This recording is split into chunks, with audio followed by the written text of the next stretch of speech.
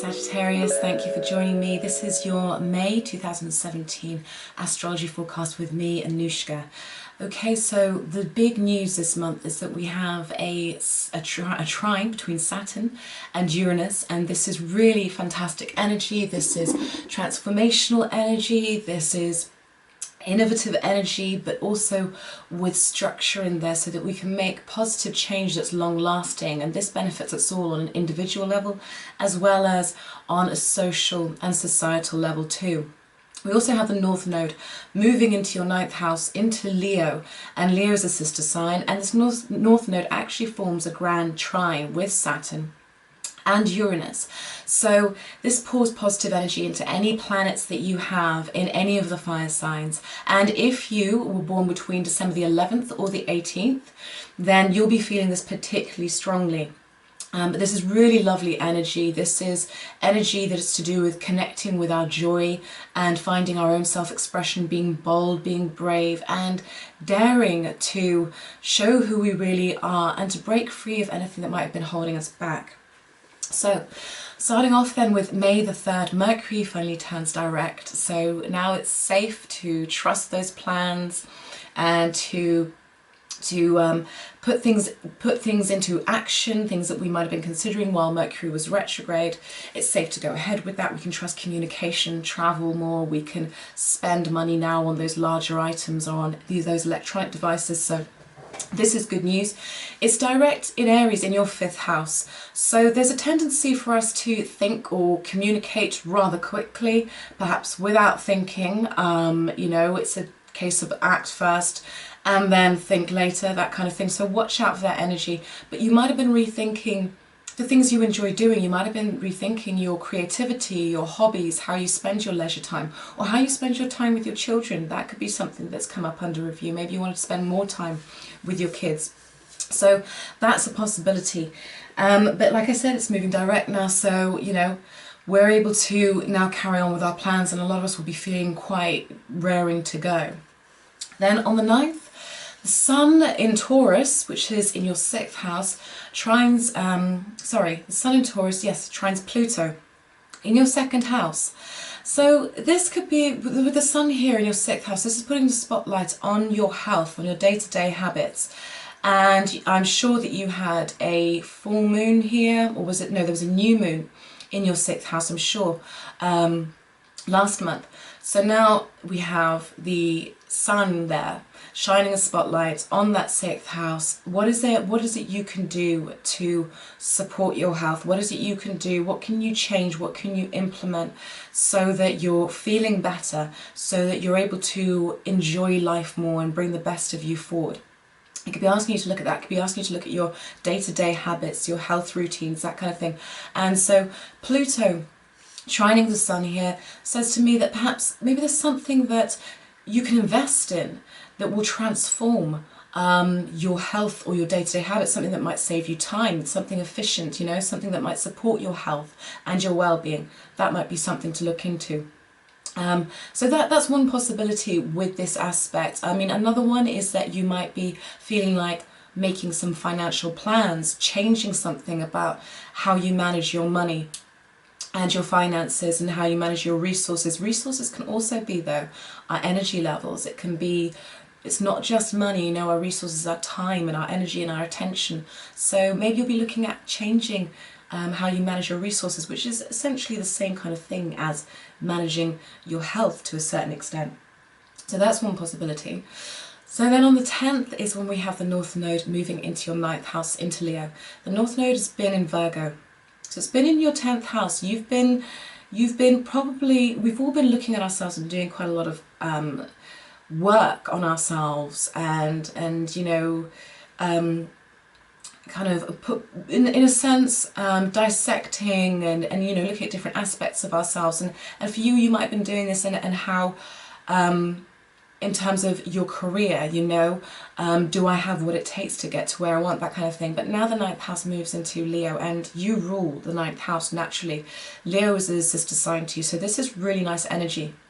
I see the North Node as, it's like, I see it as like a guiding light almost, If we want to work with our Dharma, then following the North Node is a really great thing to do, working with the North Node. It helps us to, I feel, absorb the life lessons a lot easier, and it keeps us clear on our path, you know.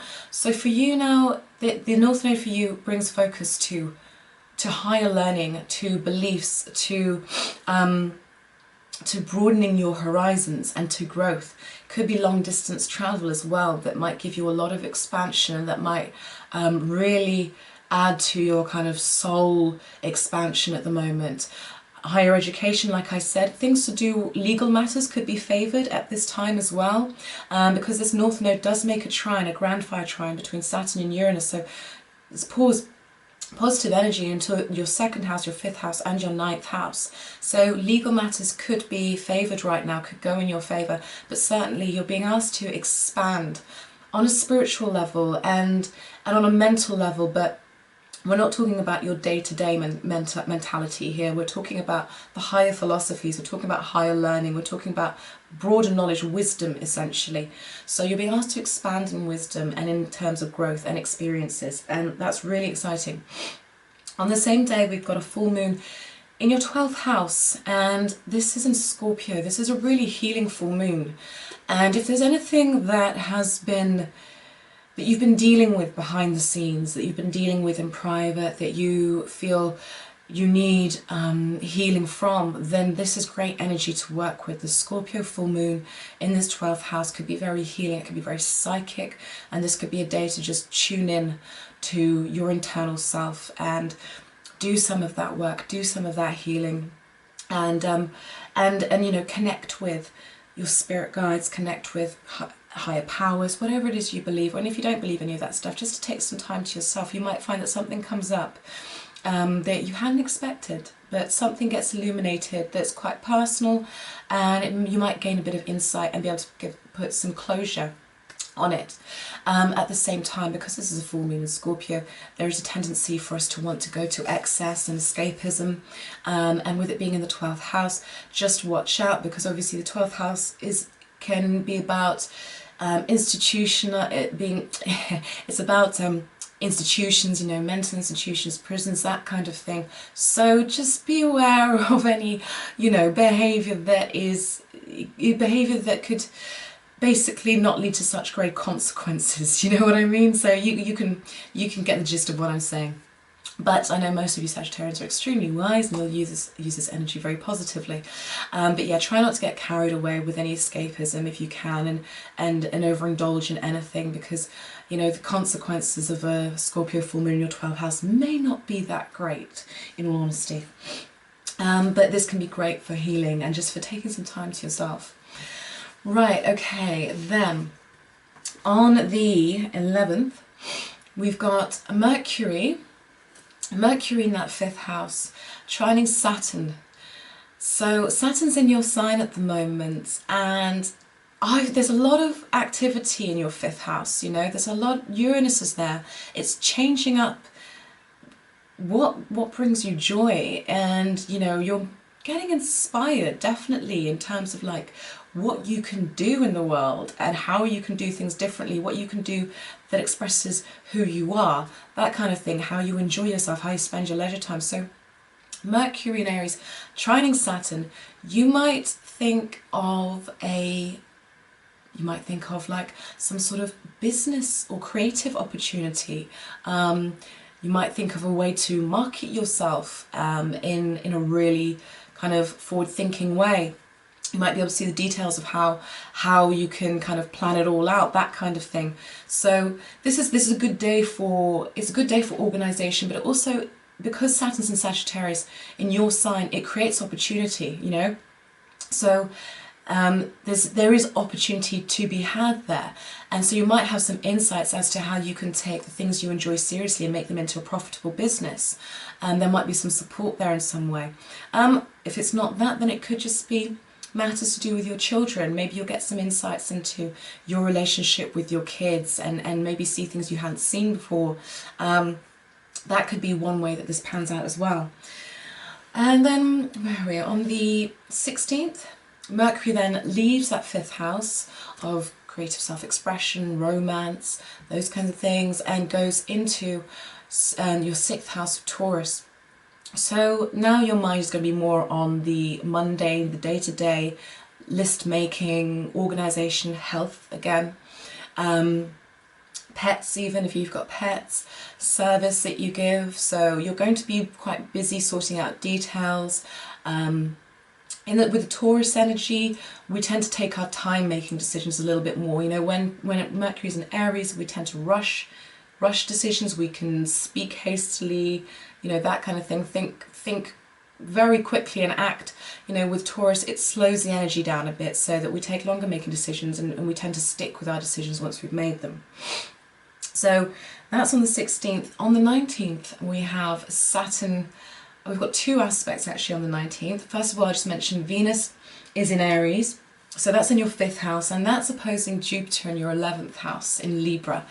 And this says to me fun. This is wanting to have fun, wanting to socialise, wanting to be around friends and have a laugh and let your hair down. And certainly this is a really good day to do that. You'll probably really enjoy yourself. The only thing that I would guard against is overindulgence, because Jupiter is a planet of expansion and it expands anything it touches. So there's potential for a really great time, but at the same time just be wary of overindulging. Also on the 19th is when Saturn trines Uranus. So Saturn in your sign, it trines Uranus in the 5th house. Some of you, I know Saturn in your sign can feel a bit tough. It can make you feel like you're a bit more serious, a bit more somber. It's as if I know I can relate. I'm a Sagittarius myself, you know, and there are times when you sometimes think to yourself, oh my gosh, where's my sense of humour gone? Where's my fun gone? Saturn's making me get serious. But Saturn is shaking things up. It's giving you, it's really kind of trying to crystallise and solidify who you are. It's asking you to be real about yourself, what's true for you and what isn't, and to discard anything that isn't true of you anymore. And with Uranus in the 5th house, you know, this is transitional energy. This is positive change. So if you found that there are certain aspects of life that just aren't bringing you joy anymore, then this is an opportunity to reach out, try something new, to incorporate more love, more joy, more romance, more fun, more kind of, just more fun, more downtime into your life. And in a way that really supports you as a person, that allows you to be the true kind of Sagittarian that you are. You know, Sagittarians are so, we tend to be very accepting and open-minded and very inquisitive about other people, and when we kind of lose that luster for life, and maybe when we feel overburdened with a responsibility, that's when you see a Sagittarian at their saddest. You know, when a Sagittarian hasn't got an aim or a goal, it's almost like they kind of give up a little bit. So this can be you finding your joy again, finding the romance in your life again, finding your inner child again. If you felt like you've lost that recently, if you've been through something that's caused you to kind of feel down or depressed, or that's muted you on some level, which can happen with Saturn in our sign, we can have to deal with things that bring a lot more responsibility than perhaps we've been used to in the past. We might have to deal with things that are quite heavy, quite burdensome in some ways, and work with them. So this is nice though, because this is an opportunity for you to find the fun in life again and the joy in life. And this supports, if you are doing anything creative, if you are turning a hobby into a business venture, this is supportive. And you want to be getting out there, you want to be socializing. Uranus rules groups, so you want to be socializing with groups of people. You want to be flirting with people, and I don't mean that in just the romantic sense, you know, in the kind of, in the sexual attraction sense. You know, we flirt with people who we're not romantically interested in. You know, we flirt with our friends. There's a certain flirtatious play that goes on between everything in life that has an element of attraction between it. So get out there and discover that joy again, Sagittarius, because I think it's needed. And this try and, like I think I mentioned before, this places a spotlight as well on your 9th house and on your expansion, on your growth. So you can see where the focus is. It's the focus is on you, you know, it's on your 1st house, it's on your 5th house, creative self-expression, children, play, hobbies, romance, and your 9th house of growth. So these things are all interlinked. So for you to grow, for you to progress at the moment on your path, you need to start enjoying yourself again, which is it's no bad thing, is it? But it's so lovely that the North Node is now in Leo in that 9th house. You know, it's saying, I want you to enjoy yourself and I want you to expand as a result. I want you to explore and have adventure as a result. So that's really lovely, Sagittarius. Right then, on the 20th, the Sun goes into your 7th house, so it's been in Taurus in your 6th house of duties, responsibilities, health, service to others, and that goes into your 7th house of partnership and one-to-one relationships. And so you might be thinking a lot more about this. You know, the Sun's in Gemini, so you know there could be, this is followed as well by a new moon 5 days later on the 25th in the same area. So there could be a fresh start in relation to relationships. There could be a fresh start within your relationship if you're coupled, and perhaps this is what's needed. Perhaps that's what that Scorpio full moon in the 12th house was about. There could be a fresh opportunity and a reinvigoration of kind of love and feelings there between you and your partner. And a chance for you to maybe start anew and reignite some of that kind of that intimacy on some level. If you're not partnered, this might have you thinking about what kind of partner you want. This might have you feeling like you want to get out there and meet people again. You know, with the new moon here, you might be thinking, yeah, I want to go for someone different this time. If you've had a relationship that's recently broken up, or not even recently, but if you've had relationships and they've taught you, as they do with most of us, you know, what you do want, as opposed, and you only learn what you want by experiencing what you don't want. And so maybe now with this new moon in Gemini, you decide, okay, well actually I fancy meeting somebody who's different to my previous partners. I fancy going to these places to bump into people, you know, and trying something new, considering different options. That's one possibility. Right, that's on the 20th. I mentioned the new moon on the 25th. Right, on the 29th we've got... On the 29th, we've got Mars in your 7th house, and that's opposing Saturn in your sign. So this is interesting. So we had you trying something new in terms of one-on-one relationships, that kind of thing. Mars opposing Saturn, this says to me that perhaps, especially if you're coupled, I see this playing out in terms of your partner's will, perhaps, could be infringing somehow on a boundary of yours. Be aware of that. This could be a clash of boundaries and will. There might be some negotiating to do here. It seems to me like there could be something could come to the forefront and cause some kind of tension. So, you know, there's something to be looked at certainly here. Are you giving enough time to partnership? Are you not? That might be something that comes up. It might just be a case of you staying firm, asserting boundaries and saying, you know, no, actually I cannot do this for you, or you know, this isn't reasonable for me. So that's something to just be mindful of on the 29th. And then on the 31st, Mars, again, in your 7th house, sextiles Uranus in your 5th house. So where you had maybe that little bit of conflict or tension on the 29th, you might find that, because Uranus can be kind of unexpected things, changes, I mean, it is the unexpected, but I mean, you might be able to work this out and maybe find some sort of new resolution, some innovative idea as to how you can kind of resolve whatever happened or whatever came up on the 29th. The other way this plays out though is that it can have you feeling very restless and wanting new experiences. And for those of you who are single, you know, you might be feeling really driven to find a partner and find somebody who's very different to the last person you were with. And you might be feeling quite on fire and filled up, you know, kind of inspired by ideas of romance and partnership and love and all these kinds of things. So if you want to, I don't know, if you want to do speed dating or something like that on this day, that might be a really fun day to try it. You might be surprised. But all in all, this is a really good month, and there's a lot of really positive energy.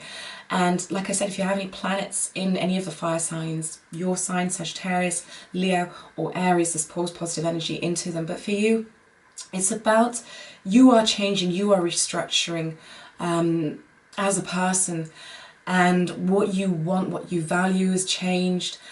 And now you're being asked to kind of incorporate some fun into it, some supportive fun that will lead to growth, and to have some new experiences and to venture out. There's been a lot going on with you, Sagittarius, and now I think it's time for you to expand and get out there and be bold and brave in the way that you go about it. Thank you so much for watching. I will be back next month, and if you would like to catch up with me in the meantime, I'll be doing a new moon update as well as a full moon update, and I will see you then. Take care, Sagittarius. Bye bye.